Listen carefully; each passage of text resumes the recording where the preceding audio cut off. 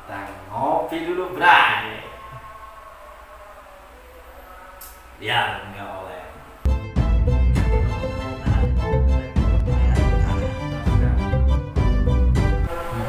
Dan itu mengindikasikan bahwasanya sejak zaman itu Prabu Siliwangi dan mungkin juga sebelumnya itu pasti sudah megang golok. Kalau misalkan orang-orang resi ya pisau laut katanya. Ya. Kalau misalkan katanya itu petani kujang dan Assalamualaikum warahmatullahi wabarakatuh. Ketemu lagi dengan saya Muhammad Aan Anwaruddin di channel YouTube Pedang Golok Nusantara.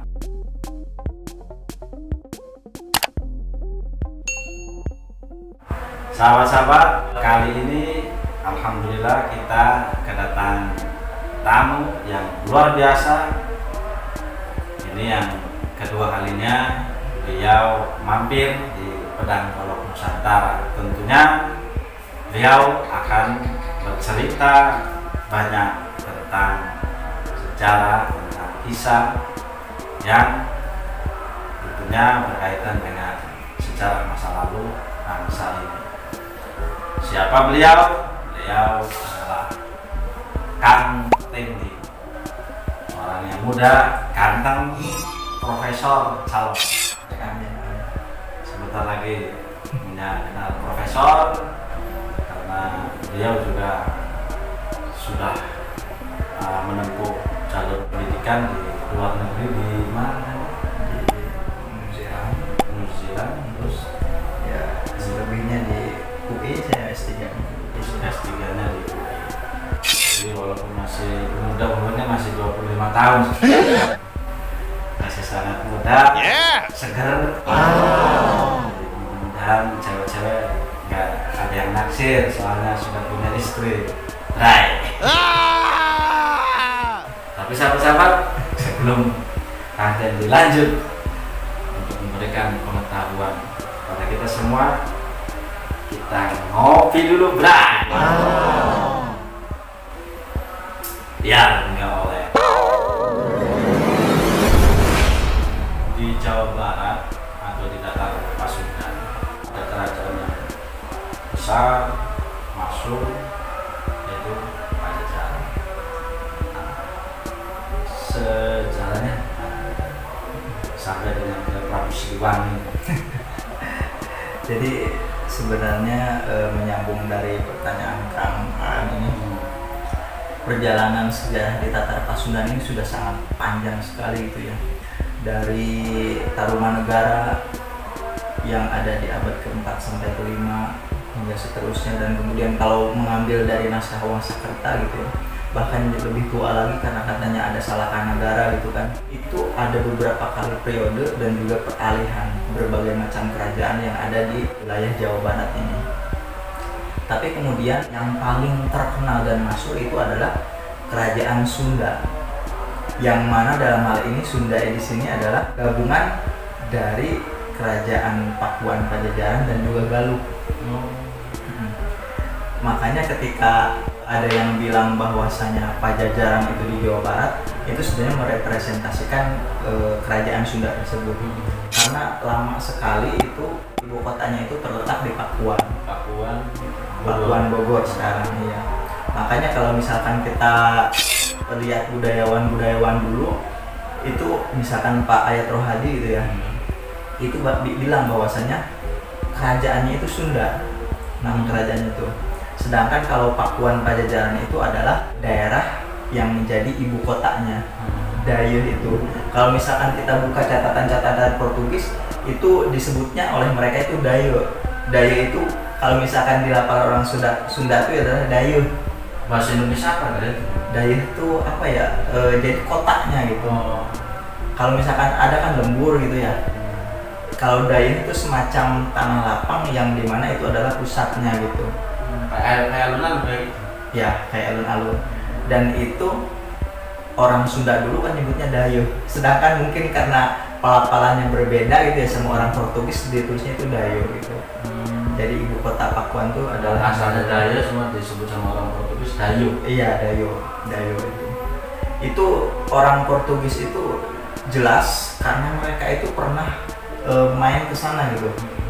Sebelum meninggal itu kan Siliwangi itu Prabu Maharaja Sri Baduga itu pernah mengutus Surawisesa untuk melakukan kerjasama dengan Portugis di Malaka. Dan akhirnya ada beberapa kali utusan tuh di antara kedua belah pihak. Dari Sunda itu lewat Sunda Kelapa yang sekarang di Jakarta, berangkat ke Malaka. Dari Malaka juga di saat waktu itu sudah dikuasai Portugis. Itu di daerah Malaysia. Itu dulu itu sudah dikuasai oleh Portugis. Dan mereka juga mengirimkan utusannya itu ke Pajajaran, ke ibu kotanya itu.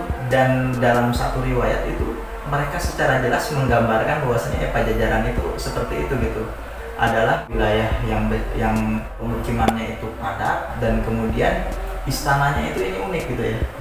Kalau kita berpikir bahwasanya istana di Eropa itu bangunan kastil-kastil dengan bebatuan, ini yang di Pajajaran ini menurut catatan Portugis itu, dia itu meskipun ada bebatuan tapi mayoritasnya adalah kayu-kayu palem.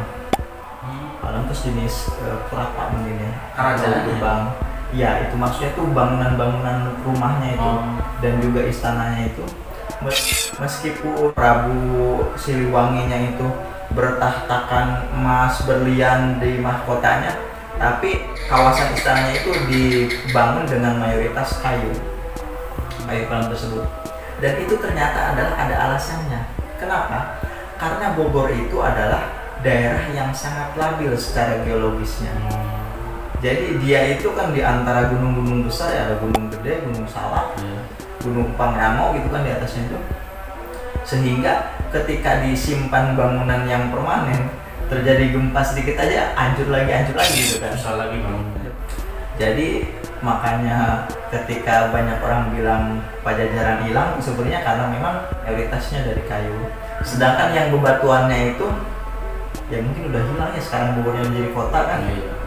Kalau baca buku, jadi kalau kayak sekarang fondasi lah ya. Iya, fondasi itu pakai batu ya. Betul. Cuma atasnya itu dengan kayu-kayuan. Berarti kalau sekarang itu kayak joglo kayak tanah kayak gitu. Iya, betul. Atau kayak keraton-keraton. Iya. Yang kalau kita lihat tuh ya masih banyak lah di daerah orang-orang yang masih tradisinya kuat gitu ya. Itu kan sebenarnya representasi masa lalu gitu. Meskipun memang sudah ada perubahan sedikit demi sedikit ya. Tapi kalau misalkan dilihat ya memang secara praktisnya ya itu tadi, untuk menahan dari kondisi tanah yang memang tidak stabil. Raja pertama Pajajaran, Kalau raja pertama Pajajaran mungkin disusur jauh ke atas itu ya. Karena memang kan Sunda dan juga Sunda ini kan merupakan gabungan gitu ya. Yang awalnya itu tadinya Tarumanegara terpisah, ke baratnya itu ke timurnya itu Galuh berdiri sendiri. Tapi kemudian ketika di antara kerajaan ini terjalin hubungan keluarga, itu terjadi penyatuan. di era Itu yang paling terkenal sih ya. Itu kalau kita baca cerita Parahyangan, ada masa Lingga pada Prabu Linggabuana, lalu Niskalawastu Kancana. Cuman pas zaman Niskalawastu Kancana, setelah itu kan anaknya ada dua tuh. Yang dari kepala daerah Lampung itu melahirkan Prabu Susuk Tunggal dan akhirnya ditempatkan di Pakuan. Sedangkan yang dari timurnya itu melahirkan Prabu Dewa Niskala dari Ningrat Kencana itu, sehingga dia ditempatkan di Galuh. Jadi ketika meninggal Prabu Niskalawastu Kancana itu, kerajaannya dibagi dua, ke Dewa Niskala di timur di Galuh, dan di baratnya itu Pakuan Pajajaran itu ada Prabu Susuk Tunggal. Namun ketika Dewa Niskala memiliki anak yang bernama Pamanah Rasa, putra mahkota dan akhirnya jadi raja di Galuh gitu kan, ternyata dia menikahi juga putrinya Susuk Tunggal, sehingga kerajaannya itu digabungkan lagi jadi satu lagi. Dan itu disebut, kalau kata ayat terakhir adalah kerajaan Sunda itu adalah dua daerah yang digabungkan tersebut. Di samping dua daerah ini masih ada kerajaan kecil-kecil, cuman memang yang terkuat adalah itu gitu. Nah, Pajajaran sendiri ada artinya nggak? Ada beberapa versi ya Pajajaran itu. Yang paling populer apa versi yang paling populer? Ya Pajajar-jajar itu kan yang paling populer itu. Entah ini adalah penyebutan khas dari masyarakat atau mungkin juga memang ada ceritanya. Tapi yang jelas karena itu tadi istananya itu lega dan kemudian banyak tumbuhan dan juga tertata rapi ya, pajajar-jajar gitu kan. Ada yang bilang juga itu tuh adalah memagari diri gitu kan. Namun ya memang itu harus ditelisik lebih dalam gitu ya. Karena kan nama Pajajar banyak juga di dekatnya di Majalengka juga ada ya kan ya. Iya Pajajar. Iya Pajajaran. Iya. Nah berarti Prabu Linggabuana itu yang meninggal Di Bubat itu ya. Iya. Apanya Prabu Siliwangi berarti? Berarti kakaknya dari kakeknya. Jadi Prabu Linggabuana itu punya adik Niskala Wastu Kancana. Niskala Wastu Kancana punya anak Dewa Niskala. Dewa Niskala itu kemudian punya anak Pamanarasa atau Siliwangi. Prabu Siliwangi. Iya, Prabu Siliwangi. Jadi emang kalau kita baca naskah yang berlainan, ini penyebutan namanya berlainan juga kan? Iya. Di tahun 1500-an ada kitab Siksa Kandang Karasya. Itu kitab apa? Jadi manuskrip kalau kita nyebutnya ya, bukan kitab itu ya. Manuskrip itu kan naskah kuno gitu ya. Siksa Kanda, sebenarnya itu tuh dipisah.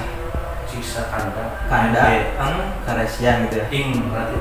Jadi cuman karena penyebutannya susah, akhirnya disambung gitu ya. Banyak orang yang menyambungkan itu Siksa Kandang Karasya. Jadi naskah itu adalah naskah yang tersimpan di Perpusnas, Perpustakaan Nasional, PNRI atau Perpustakaan Republik Indonesia. Itu dulu sebelum diteliti disebutnya naskah Koropak 630-630. Jadi dulu tuh kan ini naskah banyak disimpan per box-box gitu ya. Dan kebetulan itu kodenya itu 630, Koropak 630. Dan ternyata ketika sudah diteliti itu berisi tentang ajaran-ajaran kebajikan yang ada di masyarakat Sunda saat itu. Dan bahkan ada yang bilang bahwasanya itu adalah ensiklopedianya orang Sunda karena banyak sekali benda-benda disebutkan di situ mengenai. Jadi bukan kita harus secara spesifik membahas tentang golok pedang. Oh tidak, itu banyak sekali tentang kehidupan masyarakat dan ajaran saat itu. Dan yang uniknya ya itu tadi disebutkan bahwasanya di dalam naskah itu golok itu adalah senjatanya raja. Golok itu adalah senjatanya raja.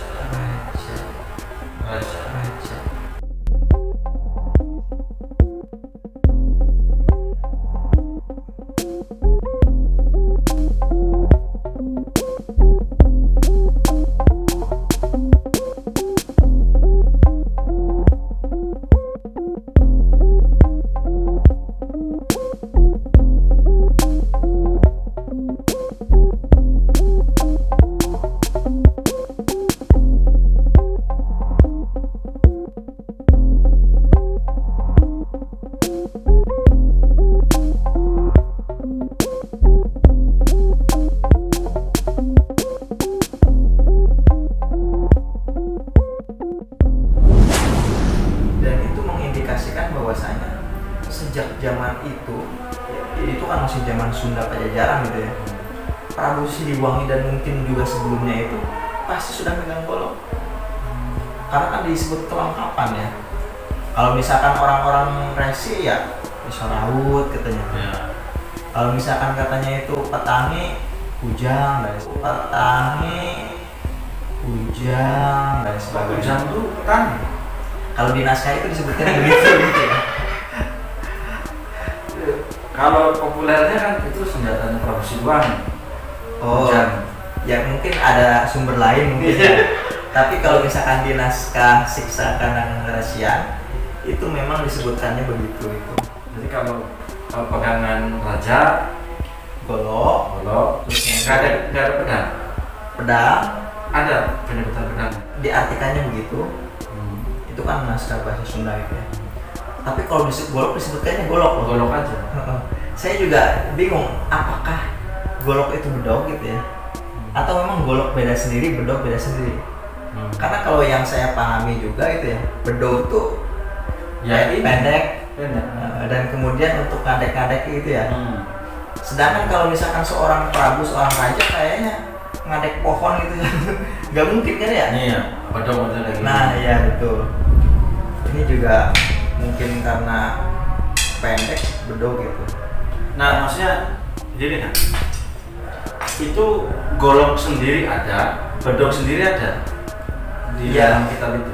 Kalau di kitab itu cuma golok aja yang Golok disebutkan. aja. Golok itu bersama pedang dan keris itu adalah senjatanya dari Keris juga disebutkan. keris juga disebutkan.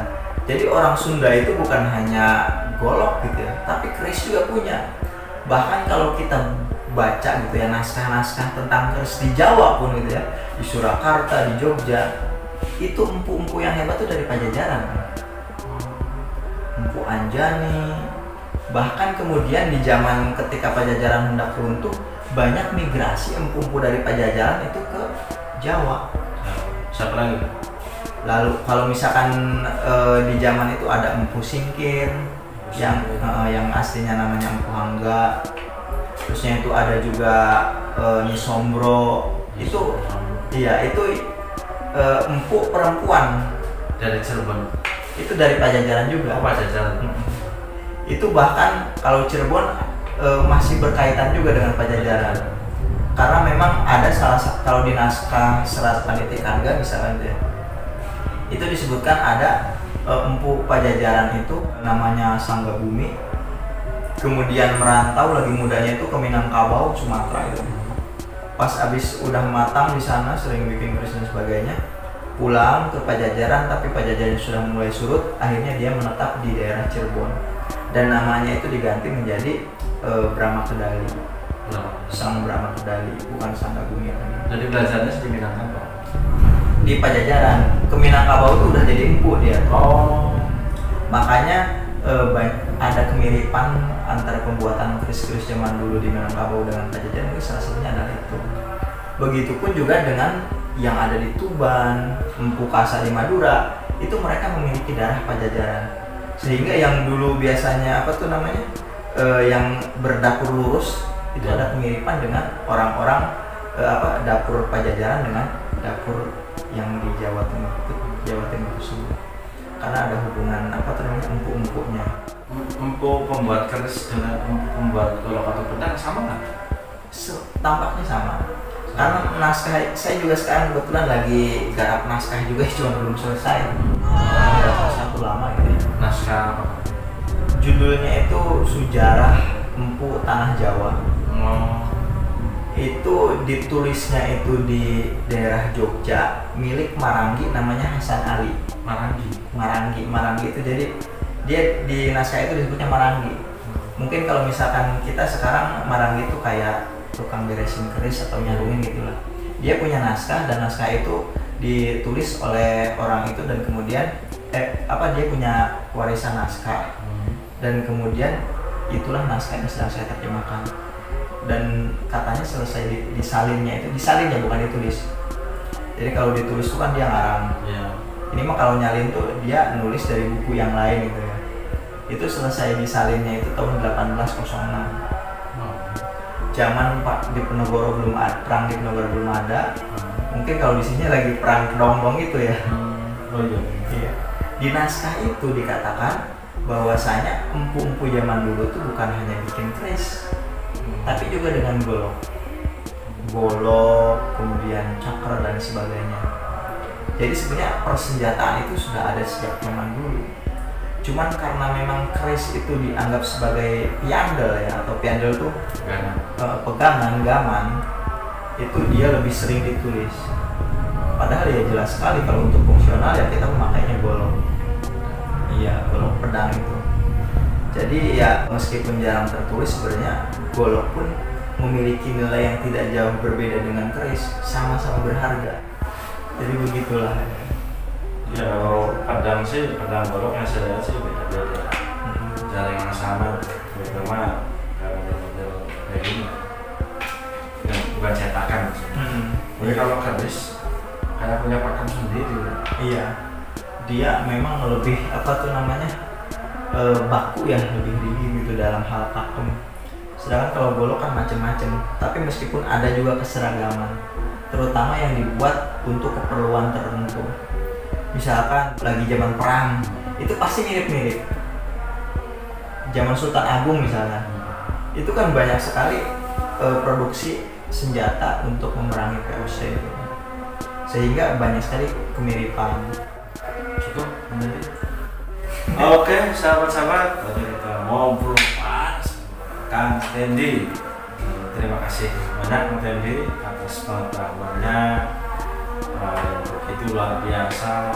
Semoga apa yang tadi disampaikan oleh Kang Tendi mudah-mudahan bermanfaat, dan saya yakin sangat bermanfaat.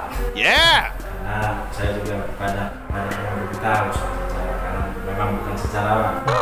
Beliau adalah sejarawan. Kuliah S1, S2 sejarah terus. S2, S3 saya. S2, S3. Dan tadi udah kita uji, ternyata banyak menjawabnya keren, sahabat-sahabat. Dan sekali lagi terima kasih kepada Kang Tendi dan kepada semua sahabat-sahabat. Dengan aidin wal faizin, mohon maaf lahir dan batin buat sahabat-sahabat yang umat Islam. Selamat berpuasa dan ikuti anjuran dari pemerintah agar hindari kerumunan. Nah, walaupun kita lagi berkerumun, Jauh social distancing. kita batasi golok pedang. Oke, sahabat-sahabat, terima kasih kepada Kang Tendi dan sahabat-sahabat yang sudah setia menonton pedang golok Nusantara. Dan apabila ada kekurangan, ada kesalahan, kami mohon maaf yang sebesar-besarnya. Dan pastinya silakan kalau ada yang perlu ditambahkan, ada yang perlu melengkapi soal data, ya syukur-syukur ada naskah-naskah atau masukan baru ya, gitu. Karena kata Kang Tendi nanti kita sangat lemah di tradisi menulis tulisan, karena memang Kang Tendi juga sering ngoprek-ngoprek mana-mana yang kitab atau buku saya juga pernah dibawa sama beliau. Dia menarik, ya begitulah sejarawan. Jadi kalau ada sesuatu yang unik, menarik, langka, langsung dipinjam. Tapi balik lagi saja. Jadi kalau sama-sama yang punya naskah kuno, barangkali nanti yang mau pinjam. Karena balik lagi ini contohnya sama-sama. Sama ini kan dia. Iya. Ini pernah negara Kertagama dan negara Kertabumi sama naskah Syekh Japura karena dipinjam sama Kang Tendi dan balik lagi sama-sama. Jadi jangan pelit sama Kang Tendi. Insya Allah barokah, karena tadi ilmunya nggak eman-eman, semuanya dicurahkan buat kita semua. Spesial pada hari ini Kang Tendi membeberkan banyak cerita kisah sejarah. Sekian, salam budaya, salam lestari. Assalamualaikum warahmatullahi wabarakatuh.